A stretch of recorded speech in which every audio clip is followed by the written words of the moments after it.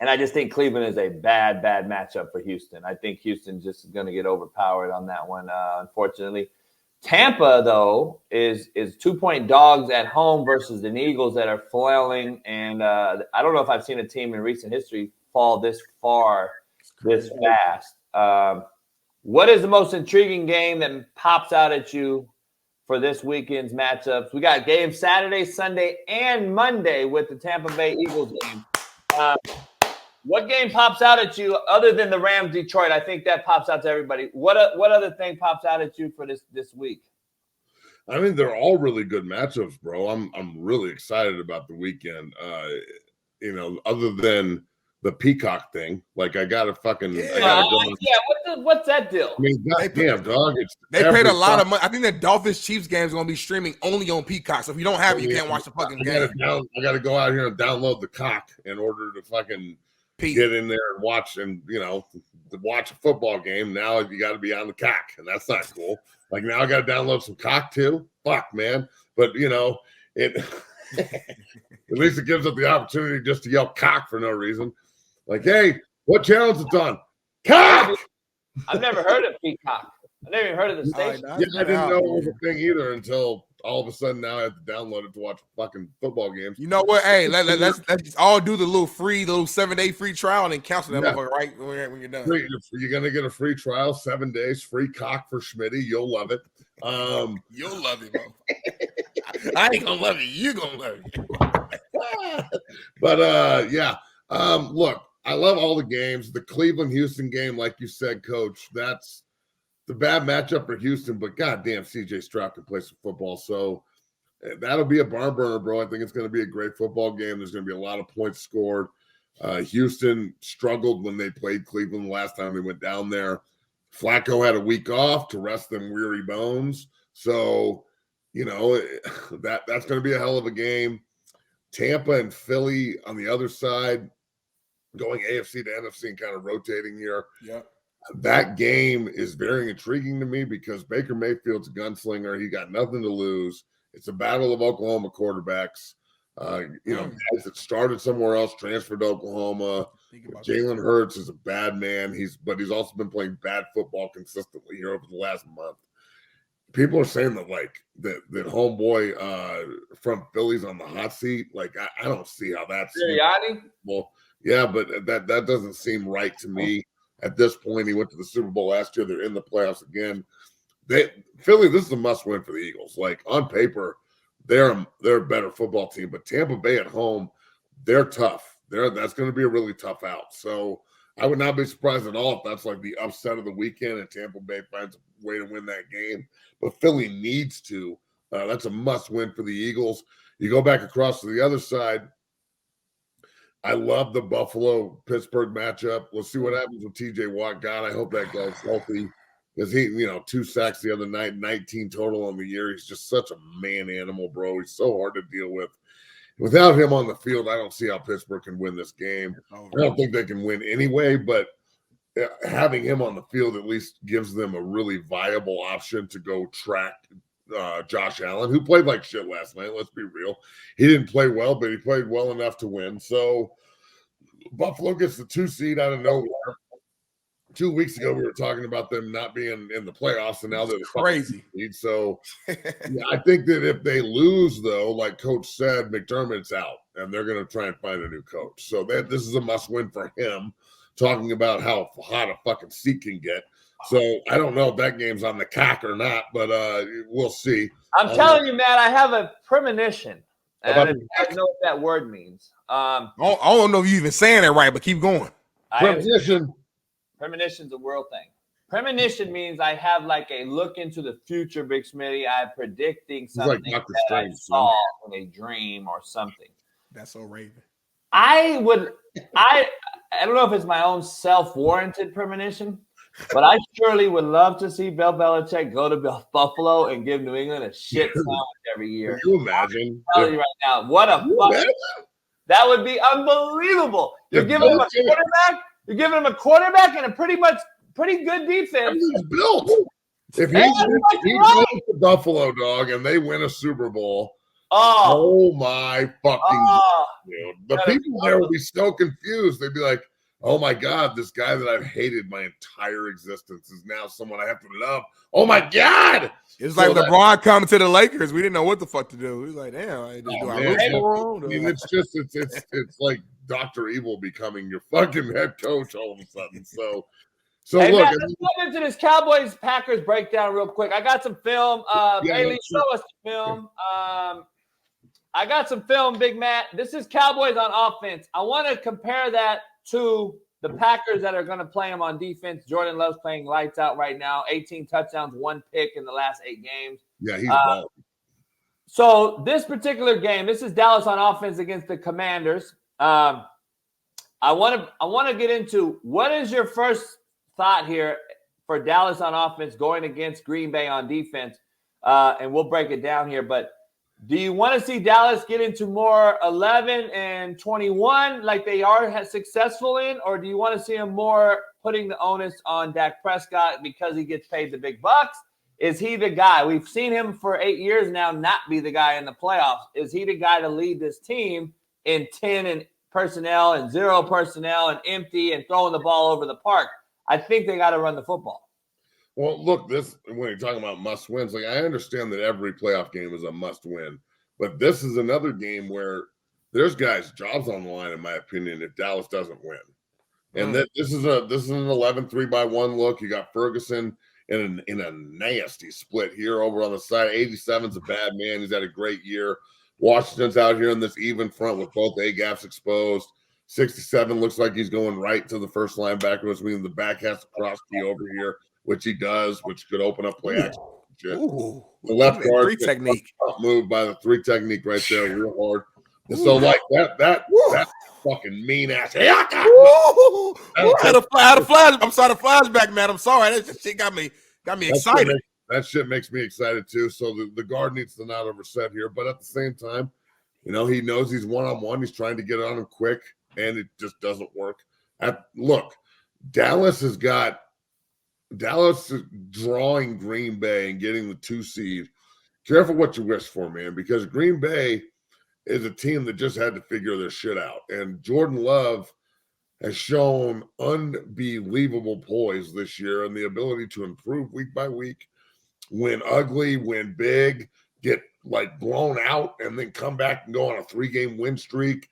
They had games that they should have won that no business losing, that they lost, that would ruin other people's seasons, and they just came back and played even better. So, I think Green Bay and the way that they do things defensively, and then Matt, I got it queued up perfect. So the last play you saw 3-by-1 of the last play. This is a little 2-by-2 11, but it's the same concept against pretty much the same front, other than the zeros being out of there and double A gap open.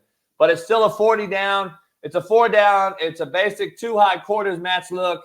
And they throw the same side of the football field where Dak just threw the hits or the curl. They're also looking that way, and that's why I set it up this way. What do you see that is going to expose Green Bay from Dallas, and what do you see that they can do something to stop Dallas? Well, look at the middle of the field, right? Keep going, right there. So, look, if they're going to throw everybody in the middle of the field like this, the edges they're going to eat Green Bay alive on the edges on the field. If the Packers are going to try and condense everything in the hashes, the Cowboys are going to eat you alive, from sideline to hash on both sides of the field. Right. They've got great pass catching backs. They've got guys that can really run. Who's the backup to Pollard? What's that kid's name? I'll look it up. I can't remember his name, but he can catch the ball in the backfield. He had another touchdown the other day. They do a great job of using the space available to them in the flats, getting the ball to the receiver. CeeDee Lamb is great out there in the flats. Get him a couple of quick, easy completions, and then they start expanding to the flats, and then you start seeing the seam routes with Ferguson down the middle when he's running the hash. And you start seeing those crossing routes when they try and man you up, and CeeDee Lamb breaks the motherfucker off and then takes off across the field, and the defense is in chase mode. So I think that Dallas has the ability to kind of dictate to the defense how they're going to play. the defense wants to dictate, but they're not going to be able to do that against the Cowboys, man. But at the same time, though, the way you beat Dallas is to pressure Dak with 4. If Green Bay and Clark and and everybody that's out there, and you can get Preston and Clark and the Gary kid, you can get all of them pass rushing together, and you can get 4 guys, really giving it to Dak Prescott, a 3 technique that can pressure pocket those defensive ends that can kind of make him step up, because Dak doesn't want to run, but he is elusive behind the line of scrimmage. He can extend plays. I'm telling you, the 3 techniques in this game for Green Bay are going to be so important. Clark is a bad motherfucker. UCLA product's been playing up there forever. He needs to go have 2 or 3 sacks and a bunch of pressures and be a top 5 player at his position in this game for Green Bay to win. Because if you can't pressure with 4 in this game, I don't think you can beat Dallas in Dallas. What do you like about Green Bay on offense, other than what you just said? You like Jordan Love's play lately? Aaron Jones back. No, he's been excellent. He's been excellent. He's been getting rid of the ball on time. There's some mistakes, obviously, for a young guy, but he's making mistakes and learning. He's not making mistakes and losing. It seems that Green Bay's found another guy. Their process works, bro.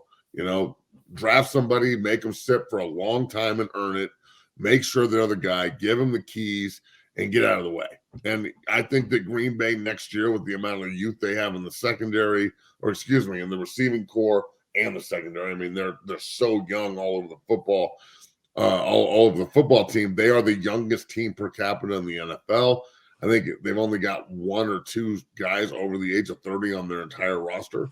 So I think the potential here for the Packers moving forward is unbelievable. Win, lose, or draw. If you remember years ago, 3 years ago, maybe 4, the Eagles were a 9-8 team. They went to Tampa Bay and lost in the wild card round. That's the 7th seed. Tampa Bay mopped them. And then after the game, Tom Brady came out and said that group over there is going to be the next group in the NFC that really starts, pillaging. They're going to be the next group. And they did. I mean, let's be real. Philly has been one of the best NFC franchises over the last 3-4 years. They've made a Super Bowl. They arguably should have won it. And they're in the playoffs every year competing. So that's how I think Green Bay is going to be next year. I think they're going to be extremely tough to beat. That Detroit Green Bay next year, that battle for the North is going to be outstanding on top of what's happening with Chicago and Minnesota. So I really like Green Bay, man. I think they've got some crazy speed with Watson and number 11. I think that his name's Reed. That kid can really ball. So and shit, watching the Green Bay game, I heard Mercedes Lewis checks into the game, big tight end, and I'm like, holy shit, Mercedes Lewis, bro. Like, I played against Mercedes Lewis in college and the NFL, obviously, but he's been playing for ever. Like, Mercedes Lewis is old as shit, and he's still playing football. That's a hand clap right there. Give this man a tap. Hey, Matt, I got Detroit pulled up against the Cowboys, matter of fact. Detroit plays the Rams. I just wanted to get your thoughts on Goff, what this offense is going to be able to do against the Rams. I think it could be a shootout. It could end up being a shootout with Goff, or Goff shits the bed, and that's why they prove that he there's not a bigger game where Goff wants to win. He wants to win this game and give a shitbird sandwich right back to McVay for cutting him, and then at the same time, McVay wants to probably prove this is the reason we cut you. So it's going to be interesting to see Detroit at home against a hot Rams team right now. Yeah, I think Detroit's going to fuck LA up. Like, I think the rest of the team and Campbell understand from a legacy standpoint that Goff, they got rid of him and he took them to a Super Bowl, couldn't win. They got rid of him. They went back and won. That already says enough. So I agree that this is as important of a game for legacy as you're going to get, but not for Stafford. I mean, Stafford's going to get a round of applause, but after they get done kissing babies, the Detroit faithful are going to back their guy. And look, I'm pulling for Detroit bad, man. I'd love to see a Detroit-Cleveland Super Bowl at this point. just because it sounds so dirty on top of looking so dirty. Stinks. Just stinks. Just terrible sounding. Cleveland and Detroit in the Super Bowl. But that's kind of why I want it to happen. I think Detroit is going to fucking run the Rams. They're built to beat the Rams. They figure out a way to cover the receivers, double team Aaron Donald as much as possible, and just control time of possession and put your quarterback in a position to, assault down the field and pressure Matthew Stafford, which they can do with 4, maybe 5 rushers. So that this is a massively important game for Goff. If he finds a way to win this game, and then Detroit goes on a run, I still think the Rams won the trade because they have a Super Bowl already. But man, it's like this is a great trade for both sides at this point, in my opinion. So yeah, that's the most emotional game of the weekend. That's for damn sure.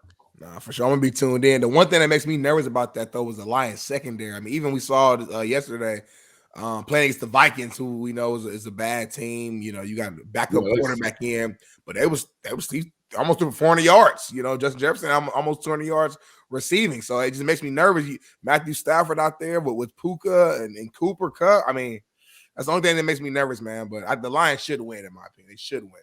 Yeah, it's going to be a shootout. I mean, both teams are going to score points. I don't think the Lions can stop the Rams' running game. The Rams have led the league in rushing the last 8 weeks.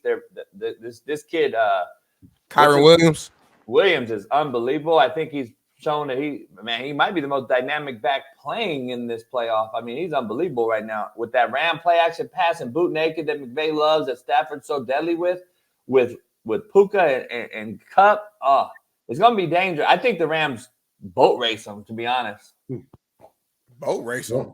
Oh, shit. Yeah. Sounds like I'm the only one who's wearing goggles on this show. Here's the thing, though, Smitty and Matt. Here's the thing I got to say, though. If it was a team that's coming off of just getting into the playoffs, winning 4 or 5, or losing 3 of 6 or some shit, I'd be like, these guys should have beat Baltimore. We all, if the 5th would all be loaded. They could have beat Baltimore if it wasn't for a punt return, a block.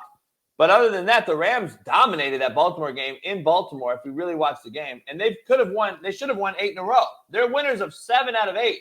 This is a team on a very, very hot streak. And I don't know if you want to play a Matthew Stafford with a hot team.